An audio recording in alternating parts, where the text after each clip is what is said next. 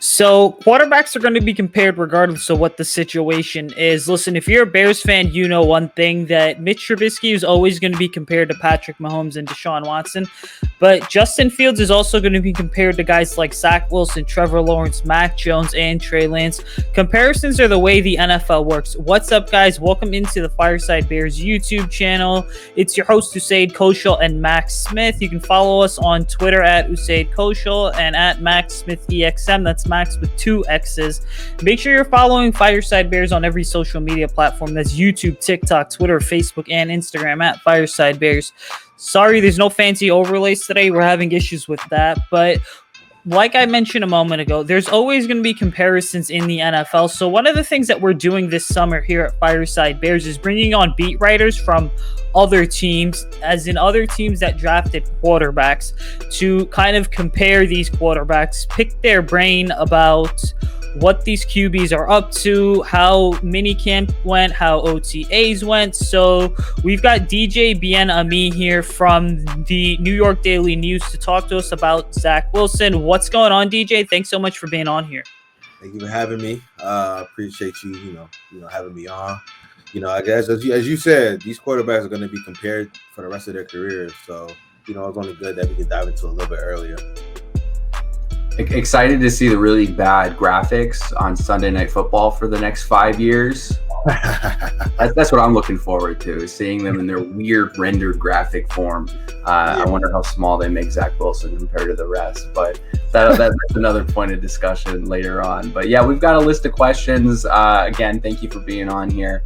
Usayd, I guess I'll kick things off and take some of these, or at least the first one. You kind of mentioned this briefly in our introduction, but we, as you mentioned, Jets fans are looking at Zach Wilson as the Messiah. Twitter, as Usayd said, and as if you follow us on Twitter, we were in a little tuft with Jet fans on Twitter because they're very passionate about their guy. And there's nothing wrong with that. When you don't have a quarterback for such a long time, you get a second overall pick and a quarterback that blew up the entire NCAA for a year, and everyone was like, who is this kid? You're going to be happy about it. So what's the overall reaction from your opinion, Jets fan base, about drafting Zach Wilson? And how is the reaction different compared to when the Jets brought in Sam Darnold? I wasn't around when they brought in Sam Darnold, but again, I have talked to some Jet fans.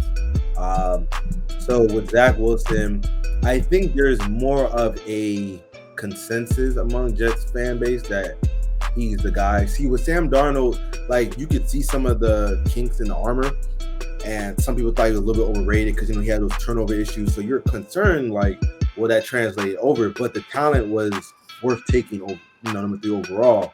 With Zach Wilson, his talent is, again, like a lot of people, when they watch him, they see Patrick Mahomes and Aaron Rodgers, even though he doesn't really have their arm strength, which arm strength can be developed. But stylistically, play style, you can see that, and everybody wants a Aaron Rodgers, everybody wants a Patrick Mahomes. So there's more buy-in, there's more belief in Zach Wilson versus with Sam Darnold. But then again, around this time last year, most Jet fans believe that they had the guy in Sam Darnold. So yeah, it's amazing how much can change in a year. And what I find to be really interesting is that Joe Douglas, he worked in the Bears front office back in 2015. And then Robert Saleh is a guy that has been pretty much the hottest name, was ultimately in 2021 the hottest name in the head coaching cycle. But Saleh was recently on the Athletic Football Show. He did a podcast there with Robert Mays, and he said that one of the rules was that no one was allowed to talk to anyone. So how do you think the Jets brass ultimately settled on Wilson, knowing that you had a guy in, and I'm not saying this is a guy who covers the Bears, but ultimately you had someone in Justin Fields that a lot of people consider to be just more accomplished because of the competition that Fields played against? But how and why do you think the Jets brass settled on Wilson? So I think Joe Douglas, I read an article about how that all came together from Rich Cimini of ESPN, and it just seemed like Joe Douglas one day was just having, watching some BYU, a regular game, and then seeing Zach Wilson, and it just fell in love with him. And through the draft process, and just whenever they could communicate in some, fashion or form, they just really fell in love with the mental makeup that he provides. Because it's pretty apparent that Zach Wilson can really blow away people in a meeting or whatnot, interview room, because of just his commitment to football. And again, back to just the arm talent that reminds you stylistically of Aaron Rodgers and Patrick Mahomes. It made sense. I mean, I was a guy that was saying, they should go. I prefer Justin Fields. I thought just Fields more physically talented, but I still understood the hype around Zach Wilson. I understood why the Jets were gonna go with him. I mean, obviously, hindsight. I mean, we'll see who's right at the end of the day. But I think it just comes down to the mental makeup and how they play stylistically. How he plays stylistically. For sure. Yeah, we have stories. The Chicago Bears front office, Ryan Pace watching film of guys, and Ryan Nagy going in and saying, "Hey, have you seen this Justin Fields kid?" after watching one of the live football games, and them just sitting there and watching and falling in love with the tape. So, I mean, I guess that's just a standard across the league, which makes sense. They're fans of the game too, so they can enjoy it. But and it's really early to be saying a lot of these takes that we are, but it is football. We're allowed to say these things. If they're cold, they'll end up being cold. And if they're hot, then we look like we're geniuses. But as of today, right now, with OTAs officially over, not even in mini camps yet, so it's still way too early. But what's your opinion on Zach Wilson? You mentioned you rather would have had Justin Fields on the organization, but right now, what is DJ's take on Zach Wilson after OTAs? So far, he's been able to, when everything is, when everything is scheduled, he's been able to go through his reads pretty easily. He's been decisive. Most times, he really thrives on 7-on-7, which obviously that's not real football. But that's when he's at his most comfortable, and he's able to get through his beats really fast and make a lot of really, really good throws. Really good velocity, really quick release. He's rarely had moments where he's been indecisive, or he kind of looks like a deer in headlights. Granted, OTAs, t-shirts and shorts, not real football, but the quick release and the velocity, because he's been able to fit it in tight windows consistently throughout OTAs, which is pretty impressive. I'll give him that. Are some things that stood out strength-wise. Weaknesses, whenever they had there's moments where they had third down periods, 11-on-11, where he just wasn't really good. And there were other moments where, or when let's say the O-line is kind of collapsing. Sometimes he would throw off his back foot, make an errant throw. But there's also times there's pressure. I remember one time, I think it might have been the second OTA practice, or the first one of the two, where the pressure came and he was just able to identify it and floated a pretty nice wheel route nice deep ball to Michael Carter, who was on the wheel route. But I think weaknesses wise, he showed some kinks in the armor when it comes to the pressure, all things collapsing around him a little bit. But I wrote in one of my mailbags today that I don't want to put too much into that yet, because let's say the O-line's collapsing and wearing t-shirts and shorts, it's kind of hard to see how he'll really react in those situations. Because what if full pads, we're in a game, and he's able to escape all of that and make plays in the midst of that. So again, it's really, really early, but the talent's pretty obvious. The talent's there. The arm talent's there. Velocity, quick release, being able to fit in tight windows, and he's been solid going through his reads and hasn't really looked too indecisive. Yeah, for sure. And I mean, one of the biggest issues, and we'll dive into this later as we talk about weapons, is, as PFF mentioned, he had one of the best pockets in the entire college football scene. And especially in the class, he was rushed the least, or at least sacked the least. So entering that situation at BYU with solid line, with some big hog mollies, to this current situation at the Jets, it only makes sense to have some worries. But I mean, bringing in guys like Elijah Vera Tucker and potentially bringing in Morgan Moses is just going to hopefully solve that problem. Mm-hmm. Yeah.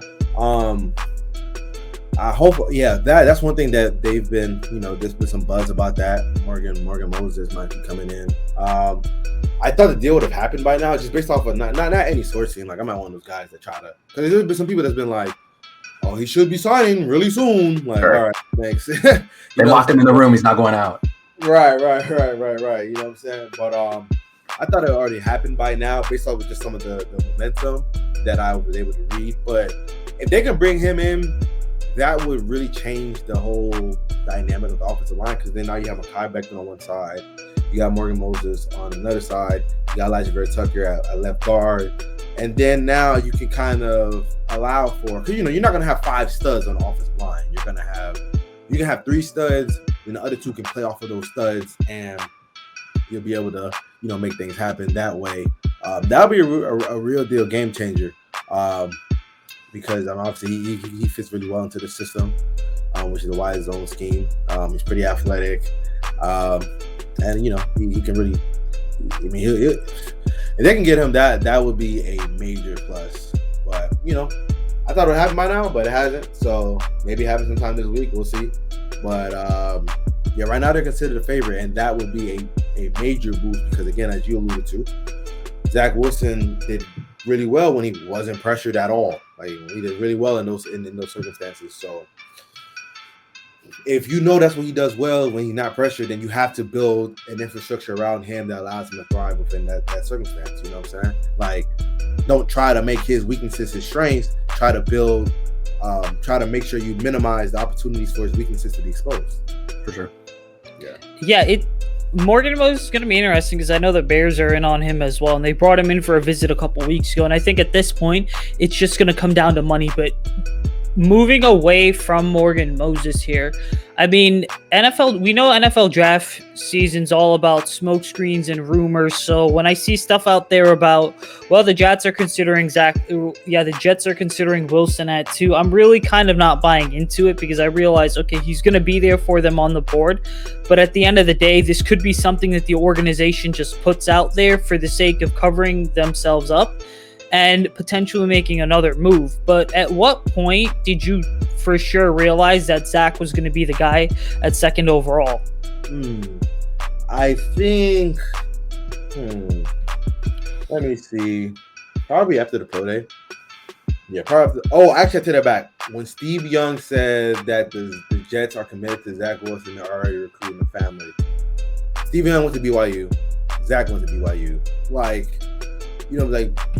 Steve Young already had someone relationship. Well, I won't say he had a relationship with Zach, but he would know. You know what I'm saying? Because he said the Niners wanted him. But obviously the Jets are committed to him and they're recruiting the family. So that's when I knew, all right, it is what it is at this point. You know what I'm saying? I think the Jets went to both pro days. Joe Douglas was at both of them. Michael Floyd was at both of them. Robert didn't go to Fields because I think his wife was giving birth. So he couldn't go to that one. But there was just so much momentum after that pro day. And then when Steve Young said that, it was pretty obvious. Because I was going to write a column that Jets should take Justin Fields, but I'm not going to write a column about that if it's not going to happen. It's been pretty obvious that it's just not going to happen. I did write a column that, just to try to go get Julio, but I knew that the chance of that happening, was slim, but it wasn't zero. You know what I'm saying? Like that, I would. But with Zach Wilson and Justin Fields, it was just so obvious. And once you hear like they're recruiting him and they was locked into him, and literally every outlet you went to were all saying that he was gonna go to the Jets, it was just like, all right, well, Zach wasn't go to the Jets.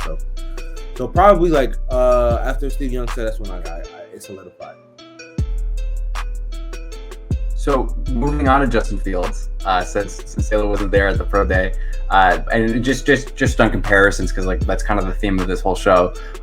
So Justin Fields, scouts labeled him dual threat quarterback, phenomenal athlete. They really love his.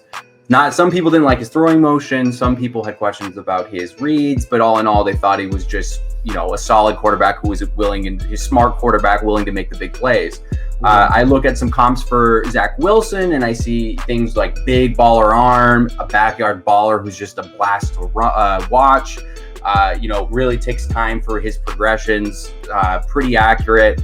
So, I mean, they're both phenomenal athletes. But what I'm interested is what are some of the strengths of Wilson's game compared to Fields' game? Are they similar skill sets? Do you see them being more like butting heads down the line, kind of like that Deshaun Watson, Patrick Mahomes, where they're both very similar quarterbacks, but exactly who's better is the big debate for the couple of years.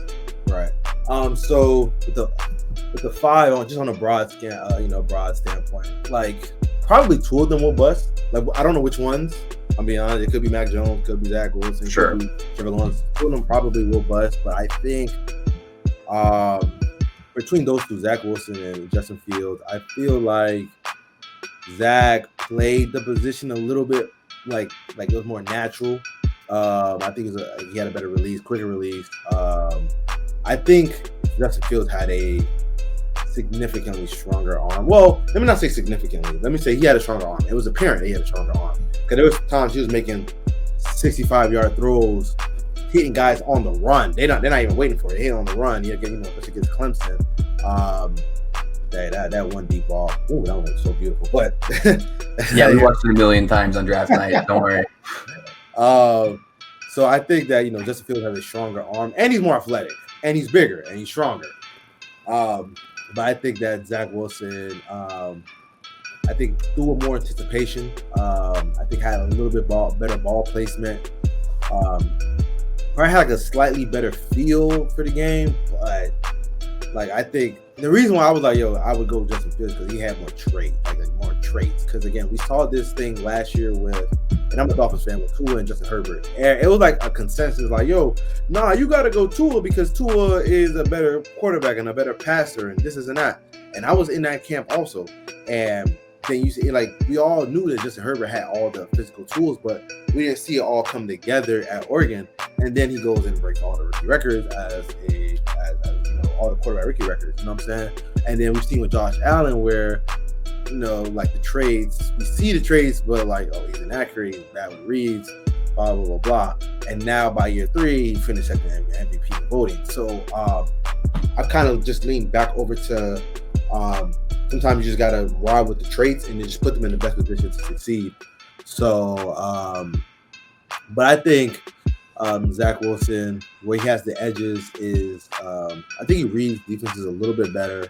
But I think that's because of the offense that he was in. Ohio State, they documented that, you have to like Justin Fields just had to wait on his receiver to get open sometimes. And he said, like, I'm not gonna go through a whole read progression just to prove that I can be a quarterback when we have some of the best receivers in the country and I know they're gonna get open. So I think that we saw more quarterback things from Zach Wilson, and we're kind of doing more projection with Justin Fields. But then again, Justin Fields is showing that he can go through reads with no issues. You feel me? So I can't wait to see it unravel. So we'll see as time progresses. Yeah, I'm telling you right now, man, we're super excited to see it unravel as well, because for us, I mean, I've heard, and I'm not a big sources person or anything, but you just hear some stuff being in this business sometimes that you're like, okay, there could be some truth to that. But like, I heard stuff where Matt Nagy's number 2 quarterback was some guy named Zach Wilson as well, but then he also knew that it wasn't necessarily going to happen. And again, that's just like NFL draft stuff that there may or may not be truth to, but kind of looking at the offensive side of the ball here, I mean, the Jets, they drafted Denzel Mims last year in round 2 in 2020. And then, they beef up the offensive line with guys like Mekhi Becton. This year, 4 of the first 4 draft picks were offensive-minded players. I mean, what's the vibe here with this offensive class? Yeah, I mean, it's talented, that's for sure. Elijah Vera Tucker is damn good. Elijah Moore is damn good, you know what I'm saying? Michael Carter can play. Zach Wilson has weapons to work with, you know what I'm saying? The vibe from that class is, just on the offensive standpoint, is that can set up the Jets for years to come. You got a left guard that can possibly become a stud. You got a wide receiver that can possibly become, like Elijah Moore's been so good in OTAs and mini camps. And it might be because some of the DBs that aren't like the best, and that's just being nice. And if I'm being honest, Elijah Moore might have gone against better comp at cornerback in college. He was an SEC, you know what I'm saying? Like, that's just me keeping it 100. But he looked really good. Michael Carter has a chance to be a starter week 1. So the vibe is there's a lot of potential with that draft class. And, you know, Zach Wilson had some good weapons with Corey Davis, Jamison Crowder, Elijah Moore, and Keenan Cole. I know you mentioned Denzel Mims, but right now he's running with the twos. So he's going to have to earn his playing time, to be completely honest. And it just from a scheme fit, because Denzel Mims is more of a 50-50, like he's a really good athlete. But he's more of a 50-50 jump ball receiver, more of a force feed me the ball, and I'm going to try to make plays that way. He doesn't really create a lot of separation. He can, but doesn't create a lot of it. I mean, just during OTAs too, just watching that, like he didn't create like a ton of it. But he was dealing with some, like, you know, like illnesses throughout the offseason, non-COVID related illnesses. So maybe that's probably played a little bit into that, you know, just knocking off some of that rust. But, you know, the West Coast offense is predicated on receivers that can get open, create separation, get in and out of breaks quickly, timing, all of that. And, you know, we have to see if Denzel can, you know, he can fit in that. Corey can fit in that. He's played in that type of offense. Elijah Moore, he specializes in getting in and out of his breaks and, you know, being open consistently. And Crowder can do that, just like Keenan Cole. So Denzel Mims is going to have to earn his playing time. So we'll see how he looks in training camp. But overall, though, that offensive class that the Jets brought in these past 2 years, it has potential. Yeah, for sure. I mean, Elijah Moore was on my big board. You know, sadly didn't take him, but hey, we got Justin Fields out of it, so I guess it's okay. But I mean, names like Elijah Moore, Corey Davis, Crowder, Braxton Berrios just report today that he was Zach Wilson's favorite target during OTAs. I mean, and he had a pretty breakout season for his market and what he was dealing with. So he's only has nowhere to go but up. I think there's a lot of young talent in that offense, and I think it's exciting to surround them. So I think the Jets are definitely a team to be looking at if people aren't. They're looking in the wrong direction. And I know you had Tevin Jenkins on your big board, so I guess we traded who we wanted there. Sorry about that. I love it. Tevin is ours, but you got Elijah Moore. So, you know, it is what it is. It's a good trade. But because you guys brought in Ledger Tucker, fantastic guard, we brought in Tevin Jenkins to help bolster our line because we had a bunch of line issues. Michael Carter was also a guy on my board. I think he's a steal at the 4th round. I think it was a fantastic pick. And he's perfect for that wide zone scheme. I think it's incredibly important for young quarterbacks to have a reliable run game to rely, like just in case things go bad, they need to build some confidence, get some of those snaps in. At least they can rely on that run game. Do you see Michael Carter being that for Zach Wilson, kind of allowing Zach to rely on Carter? Because he's also a great option in the pass game as well. He's just a beast of an athlete. So where do you see that relationship going? So they want to run a running back by committee thing. So I could see like Zach Wilson still getting that run protection, but I don't see Michael Carter being a bell cow. I see him just being able to contribute. Him, Tim Coleman, maybe Ty Johnson, maybe Michael Pirine. That quadruplet of running backs just being able to provide. I think the run game will still be there regardless, but I just feel like he'll be able to.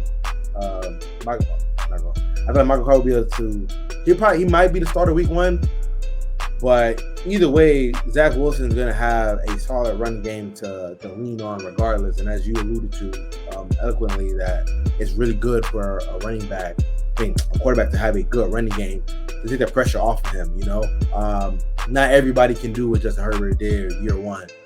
Even when Baker set his records, he had Nick Chubb in the backfield toting that thing. So it helps a lot. RG3, his rookie year, where he went crazy. Alfred Morris ran for, I think, 16 or 1,800 yards that year. Yeah. You know what I'm saying? Like he was really toting it that year. Same with Dak. Zeke, I think, led the league in rushing that year. So, I mean, Lamar had Mark Ingram. I mean, he wasn't putting up astronomical numbers, but he was super reliable too. Exactly. So, as you stated, you can have that. If they can get that run game for Zach, that only make it easier. How Michael Carter fits into that, I think he fits into it as a contributor. That's for sure. All right, so how about situations here? Because I know that the Jets, they have 3 quarterbacks on the roster: James Morgan, Zach Wilson, and I believe it's Mike White. And none of those guys have ever thrown an NFL pass. Whereas you look at some of these other quarterbacks. I mean, Mac Jones is Cam Newton, Justin Fields is Nick Foles and Andy Dalton. How do you think the lack of a veteran NFL mentor is going to impact Zach Wilson? Impact. See, that one I'm not really too sure. I know that it would help, right? Like that's kind of common sense. But I'm not too sure, like exactly. Like I mean, obviously you can have something to lean on and actually like the ropes about like how to go through, preparing for a game and what you're seeing that what the mentor is seeing that maybe you're not seeing. I know that Ryan Fitzpatrick and Tua had that relationship last year, but I mean, I think it helped more from a mental standpoint. Obviously, it helped a lot mentally, but I'm not really too sure like how much it truly helped. I don't think that's quantifiable, to be honest. I think that's one of those phrases that we in the media sometimes we just throw out because it sounds good and it makes sense, but it's kind of hard to quantify it. Exactly like how to be able to help besides film study and going over reads and how to be an NFL quarterback and things like that. So I think that would help so he doesn't get like overwhelmed and he has something they can rely on. But I think that the Jets will probably be in the market for a backup quarterback when training camp rolls around, probably like Nick Foles or something like that. But we'll see though. And I think that it would help, obviously, off the field, from just learning how to be an NFL quarterback. But I can't really quantify exactly how like that would truly help in the grand scheme of things. Yeah, I think it's the joke about the Kansas City model, right? Where it's like, what exactly is a Kansas City model? It's the concept that only two quarterbacks come to mind where they were in a role mentoree situation, and that's Jimmy G with Tom Brady, and then, of course, Patrick Mahomes with Alex Smith. But the question is, how much did Tom teach? Or I guess then you could go Aaron Rodgers and Brett Favre, but we know that Brett Favre didn't really work with Aaron ever. So you're completely right. It's not like a data metric that you can point at and go, yeah, he really made a big impact. I'm not sure if I'm entirely sold. That's why I'm saying let's ship Nick Foles off. Let's ship Andy Dalton off if we're really going with Justin as our guy. But with that being said, tons of rumors flying again, since we're not sources guy, but we talk about the sources because that's how the media game works. That the Jets make a play for Nick Foles. They didn't like what they saw over at San Francisco, so they said, why don't we look to somewhere else? And the number one veteran, now probably not going to play a game, but sitting on the bench right now, who has Super Bowl experience, he's Super Bowl MVP, is Nick Foles. So do you think there's any validity in that? Do you think there's a chance Foles ends up in New York this season? I think there's a chance for it for sure. We just have to see how desperate the Jets eventually get. Like if they're like, oh, we gotta get a backup quarterback incoming. Robert Saleh has said that, we don't really need one. We'll kind of be doing that for comfortable. So I don't know if they will get him, but I know that they discussed Nick Mullins, but they never got serious. And then again with Nick Foles, it's kind of just I'm more like wait and see. I mean they should, because again, let's say Zach Wilson gets hurt, then now you're kind of stuck, because it'll be really hard for you to win games with James Morgan and Mike White. So, but yeah, I think there's a chance for it. You have to let everything play out on that front. So, switching over to the defensive side of the ball here, but we're going to have to factor Zach Wilson into this. I mean, the Jets, they have CJ Mosley, they have Marcus May as well, so some pretty good defensive pieces. I mean, Quinn Williams is kind of one of the leaders on that defensive line. How equipped is that unit to take the pressure off Zach Wilson, especially knowing that a lot of these NFL teams, what they're basically doing now is relying on the defense throughout the first couple of years of a rookie's contract to kind of help get that rookie used to the NFL game? So with the defense, it really come down to how good is the defensive line, because the way the defense is constructed is from the front back. So like the Dolphins defense is constructed from the back front. Like they want really good DBs and then they'll scheme up pressure. The Jazz, they want really good defensive line, and then they'll then everything will play off of that. Like the whole defense is predicated on how good defensive line is, which is why Robert Saleh's defense at its best was when he had that dominant defensive line in San Francisco, and everybody else played off of that. And then obviously they had Fred Warner, they had Jimmy Ward, they had Richard Sherman, so they were able to really feast that way. Obviously, just don't have as dominant of a defensive line. They don't have Fred Warner, they don't have Richard Sherman, but Marcus May is really good. Marcus Joyner, the Jets have really enjoyed what they've seen from him. Carl Lawson should have a really good year. If Quentin Williams can recover from his broken foot, I guess he'll continue to ascend. He has star potential. Carl Lawson same. Carl Lawson extremely explosive. So, and then we also see how much CJ Mosley can get back to that Baltimore Ravens second team all pro form. But they should be able for sure to take some pressure off of Zach. Like, I don't think it'll be a situation where Zach's not getting the shootouts for the Jets to win games. Not every week, of course, but there'll be some weeks where it'll be like that because again, like stuff happens. Especially Robert Saleh is a first-year head coach. Zach is a first-year rookie. The offensive coordinator is a first-year offensive coordinator. You know what I'm saying? There's so many first years. A lot of first-year contributors all over the field, which offensively and in the staff. But again, I think the defensive line can really play to their potential, then the defense will be able to carry the offense at least for the as the offense continues to figure out their kinks as the season progresses early on, and eventually the offense starts to pick up.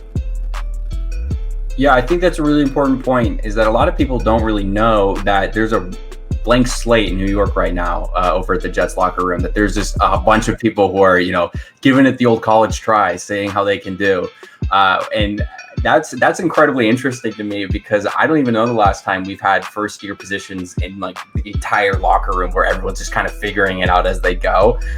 So that might be a cool vibe to be in because you're learning with each other and you're trying to figure out each other's skills. But if it's tried and true, like you said at the beginning, we'll see it unravel, and that's an exciting storyline to unravel. But back to Wilson. The number one complaint about Wilson was he's a one-year superstar at BYU who's in a non-power conference, and a majority of his competition was non-power. So my question is, I know he has the talents, I know he's athletic, but he was dealing with relatively smaller sized defenders at BYU compared to what Justin Fields was dealing with at Ohio State and Big Ten and SEC play. But the first thing he said when reporters asked here in Chicago media, what's the biggest difference compared to college and the NFL? He said, it's the front. It's the front four. It's like they're just much bigger than they were at Ohio State. So that got me going in my mind. Wow, that means that the guys Zach Wilson is seeing must be 2 times bigger than what Justin Fields is seeing. Are you hearing anything about difficulty with him? And I know they're in shorts and shirts right now, but is there any difficulty with dealing with any of those defensive linemen? You alluded that not so much, but is there any area of concern for that? Right now, not yet. I mean, eventually they'll get in pads, and there are probably concerns. We'll see if there are concerns. Remember again, they can't get hit in practice. But eventually, they'll once preseason come around, and we'll really see how you can handle. I think the first preseason game is against the Giants, and the Giants have a good defensive line. Yeah. So we'll get, and then the next week, I think it's against the Packers. The Packers also have a good front seven, so we'll see how he handles that. I'm not concerned about that yet, because I'm more like, let me see it first. I know that he wasn't great under pressure in 2019. Just overall, he wasn't that good in 2019. But I know that, 2020, he didn't really face too much pressure, so he was able to capitalize on that. So when it comes to that defensive line, again, after him, we just got to see on that front as time progresses. Because we will see eventually. We'll see in less than 7 weeks. We'll see how he looks once he's going, because the Jets have a really good defensive line. Carl Lawson, Sheldon Rankins, Quentin Williams. So he's going to see some of that pressure. So we'll see how he handles it then, and then we'll see how he handles it in game 2. So, quick follow-up here regarding the defense. Just how have they responded to Zach Wilson throughout OTAs and minicamp? I mean, what's that been like? Because there are more experienced. I mean, you had like a list of names, CJ Mosley, Carl Lawson, Quinnen Williams. The Jets, on the defensive side of the ball, the Jets are just clearly more experienced than most of the offensive players. I mean, I think the most experienced offensive player on the offensive side of the ball right now would be Jamison Crowder. But how has the defense responded to Wilson? Right now, the vibe of the team is they like Wilson. Every time we ask about them, they're speaking very positively about him. Obviously, it's still pretty early, so they're still getting adapted to him. But they've liked what they've seen so far. So the chemistry seems good right now. Once they start 1-5, things might change just a little bit. But we gotta just kind of give it some time right now. But right now, man, they've been really enjoying having Wilson in camp. But then again, like a lot of Jet players love Sam Darnold, so kind of, more about like how you carry yourself. And Zach Wilson does carry himself like one of the guys in that sense, and is really committed to working hard and trying to be the best that he can be. And players gravitate towards that. I'd like Sam Darnold too if he was buying bottles every Saturday night at the club. That's just my opinion. I don't know if Zach's doing that, but he might be.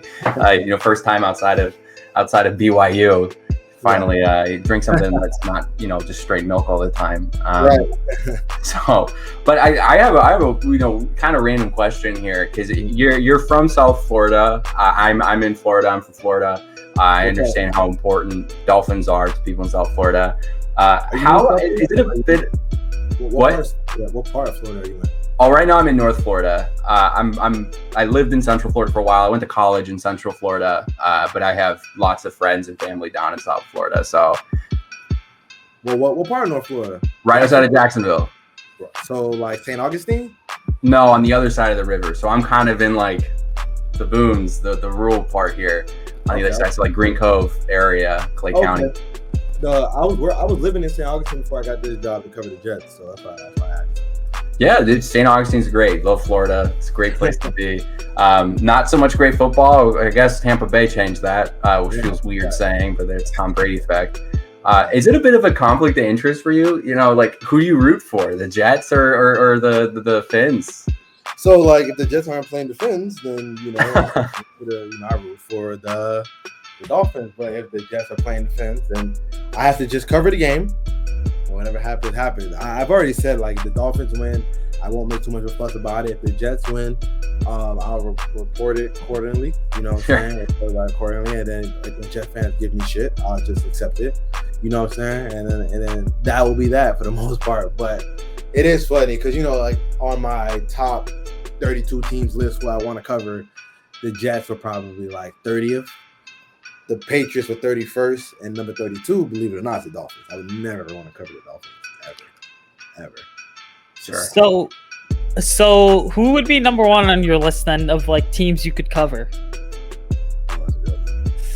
Number one, right now, everybody would say Kansas City, but I don't know how much I would enjoy covering that. Maybe, yeah, I guess you could, just to be. I never thought about it, so I'd probably say maybe Kansas City. Kansas City, maybe.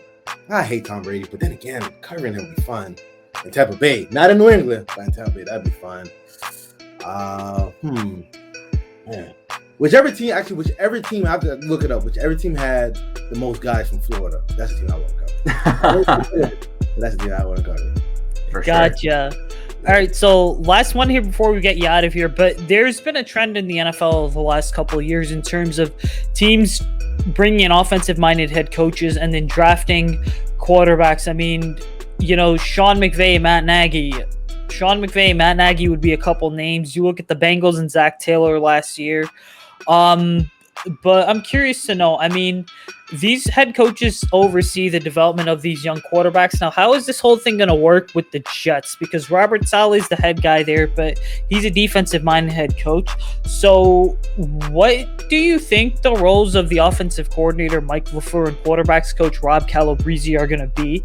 Do you think that knowing that LaFleur has a relationship with Robert Saleh from their days in San Francisco. But who do you think of these three guys is going to have the loudest voice in the room when it comes to Wilson's development? Michael LaFleur, without question, is for sure going to be Michael LaFleur. He's the offensive coordinator. He's a former quarterbacks coach. He's a passing game coordinator. That's who Robert Saleh brought over to be the offensive coordinator. He was going to have a loud voice with Sam Darnold if they would have kept him. So yeah, that's for sure going to be Michael LaFleur. Michael LaFleur on this staff probably knows this system better than anybody. The West Coast offense, they probably know it better than anybody outside of Greg, because he's worked with them with the Niners since in the 90s. So he's seen the evolution of the offense. But outside of him, it's for sure Michael LaFleur. So yeah, I think for sure gonna be like Michael LaFleur without question, because he's worked with. He was there in Cleveland when they had Johnny Manziel, because he was the offensive and he was an intern. He was there, obviously in Atlanta when Matt Ryan had his 2 MVP, one MVP season, the other pretty good season. And he was in San Francisco with Jimmy G. He's seen CJ. He's seen Nick Mullins. So he's worked with young quarterbacks, old quarterbacks in some capacity. So I think for sure it'll be Michael LaFleur. Better than Matt Gase. Yeah, absolutely. No question. Definitely, yeah. It's going to be, like I said, these guys are going to be compared, and then as soon as we get a feel for, I want to say in 2 or 3 years, about how these guys have really panned out, the, hindsight narratives are never going to stop. And because again, we're still dealing with, the Trubisky, Mahomes, Watson thing in Chicago to this day, because that was a draft class that altered the NFL landscape. But man, thanks for joining us. Real quick before we get you out of here, where can people find your work? At the New York Daily News, and I'm on Twitter at DJ Bien-Aime, DJ Bien-Aime. But you can find my work at the New York Daily News. So. And if you watch this, go on your Google Calendar from 2 years from today, and then make sure to add us on anything we said here that can come back to bite us in the ass. Make sure you do that, please. Definitely. 100%. Thanks so much for being on here. You know where to find us, so hit us up in the DMs if you ever need anything, man. And hope to do this again in the future. Most definitely. Thank you so much for having me on. Thanks. All right, Bears fans, so that was DJ Bien-Aime of the New York Daily News. Once again, you can follow him on Twitter at DJ Bien-Aime. You can follow me on Twitter at Usayd Kosho. You can follow Maxx on Twitter at MaxSmithESM. Hey, listen, we're doing a lot here at FireSideBears, even though it's the slow portion of the NFL offseason. Check us out on YouTube, TikTok, Twitter, Facebook, and Instagram at FireSideBears. Guys, our content's all over the place, from articles to Instagram reels to funny TikToks making fun of the Packers to Facebook articles, just articles in general. We are taking over the Bears game, but hey, listen, that's going to do it from us. We'll see you guys in a couple days here when we sit down with a official employee of the Jacksonville Jaguars organization to talk about quarterback Trevor Lawrence. But good morning, good evening, and good night. We'll catch you guys next week, so peace out.